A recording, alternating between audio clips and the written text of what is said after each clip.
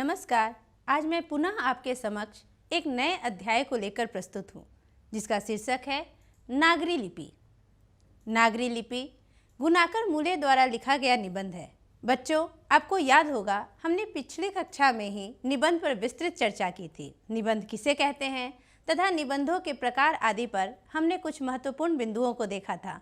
आज की कक्षा में हम जो निबंध पढ़ने जा रहे हैं वह गुनाकर मूले की पुस्तक भारतीय लिपियों की कहानी से लिया गया है। इसमें हिंदी की अपनी लिपि नागरी यानी देवनागरी के ऐतिहासिक विकास की रूपरेखा स्पष्ट की गई है। निबंध पढ़ने से पूर्व हम निबंधकार का एक संक्षिप्त परिचय देखेंगे। गुनाकर मूले का जन्म 1935 ईस्वी में महाराष्ट्र के अमरावती जिले के एक गांव में हुआ। इन्हें मराठी, अंग्रेजी, हिंदी आदि भाषाओं का ज्ञान था। इनकी प्रमुख कृतियां हैं अक्षर कथा, अक्षरों की कहानी, सूर्य, भारतीय लिपियों की कहानी, भारत इतिहास और संस्कृति, नक्षत्र लोक, महान वैज्ञानिक, अंतरिक्ष यात्रा आदि। गुनाकर मूले के अध्ययन एवं कार्य का क्षेत्र बड़ा ही व्यापक है। उन्होंने गणित, खगोल विज्ञान, अंतरिक्ष विज्ञान, पुरालिपि शास्त्र और प्राचीन भारत का इतिहास व संस्कृति जैसे विषयों पर खूब लिखा है। इन विषयों से संबंधित उनके 2500 से अधिक लेख तथा 30 पुस्तकों का प्रकाशन भी हो चुका है। अक्षर कथा पुस्तकों में संसार की सभी प्रमुख लिपियों की विस्तृत जानकारी दी गई है। गुनाकर मूले ने 50 साल से अधिक समय तक हिंदी में लेखन किया। वे राहुल सांकृत्यायन के शिष्य थे। मराठी भाषी होते हुए भी हिंदी की महती सेवा करने वाले में गुनाकर मूले का योगदान अतुलनीय है। इनके द्वारा लिखित निबंध नागरी लिपि को पढ़ने से पहले हम ये जानेंगे कि लिपि कहते किसे हैं। लिपि की परिभाषा आइए देखते हैं। लिपि कहते किसे हैं।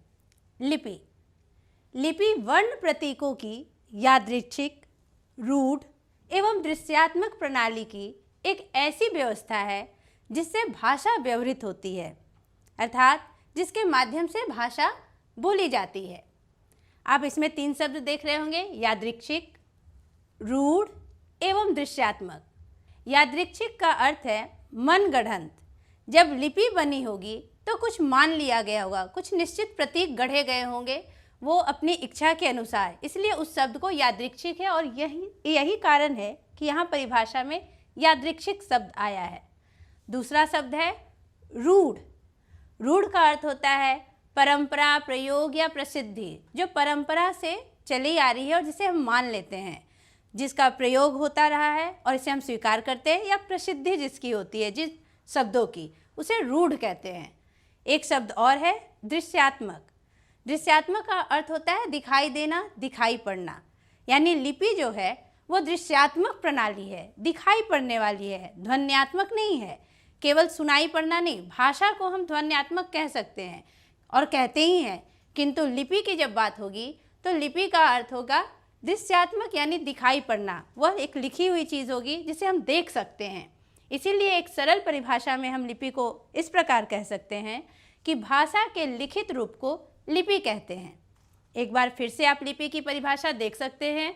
लिपि वर्ण प्रतीकों की यादृच्छिक, रूढ़ एवं दृश्यात्मक प्रणाली की ऐसी व्यवस्था है जिससे भाषा व्यवहृत होती है, या सरल रूप में भाषा के लिखित रूप को हम लिपि कहते हैं। लिपि की परिभाषा देखिए। लिपि वर्ण प्रतीकों की यादृच्छिक, रूढ़ एवं दृश्यात्मक प्रणाली की एक ऐसी व्यवस्था है जिसके माध्यम से भाषा व्यवहृत होती है। आप इसमें 3 शब्द देख रहे होंगे, यादृच्छिक, रूढ़ एवं दृश्यात्मक। आइए हम ये जानें कि यादृच्छिक का अर्थ क्या है। यादृच्छिक यानी मनगढ़ंत। जब लिपि बनी होगी तो कोई भी शब्द उसके लिए एक निश्चित रूप में मान लिया गया होगा, इसे हम मनगढ़ंत कहते हैं। दूसरा देखिए रूढ़। रूढ़ का अर्थ है परंपरा, प्रयोग और प्रसिद्धि। रूढ़ शब्द वैसे शब्दों को कहते हैं जो परंपरा से चले आ रहे हैं और उसे हम मान लिए हैं, जिनका प्रयोग अभी भी हो रहा है और जिनकी प्रसिद्धि है जिन शब्दों की। दृश्यात्मक, दृश्यात्मक का अर्थ है दिखाई देना, ध्वन्यात्मक नहीं। यहाँ मैंने ये लिखा है इसलिए क्योंकि ध्वन्यात्मक है वो भाषा है और जो लिपि है वह लिखित रूप में होती है, वह हमें दिखाई पड़ती है। लिपि की एक सरल परिभाषा मैं आपको बता रही हूँ। भाषा के लिखित रूप को लिपि कहते हैं। तो आपने जाना कि लिपि किसे कहते हैं। लिपि वर्ण प्रतीकों की यादृच्छिक, रूढ़ एवं दृश्यात्मक प्रणाली की एक ऐसी व्यवस्था है जिसके माध्यम से भाषा व्यवहृत होती है। और एक सरल परिभाषा के रूप में हम यह भी कह सकते हैं कि भाषा के लिखित रूप को लिपि कहते हैं। लिपि भाषा के विकास के क्रम से पैदा हुई है। इसका इतिहास 6000 वर्षों से पुराना नहीं मिलता है। लिपि वर्ण प्रतीकों की यादृच्छिक, रूढ़ एवं दृश्यात्मक प्रणाली की एक ऐसी व्यवस्था है जिसके माध्यम से भाषा व्यवहृत होती है।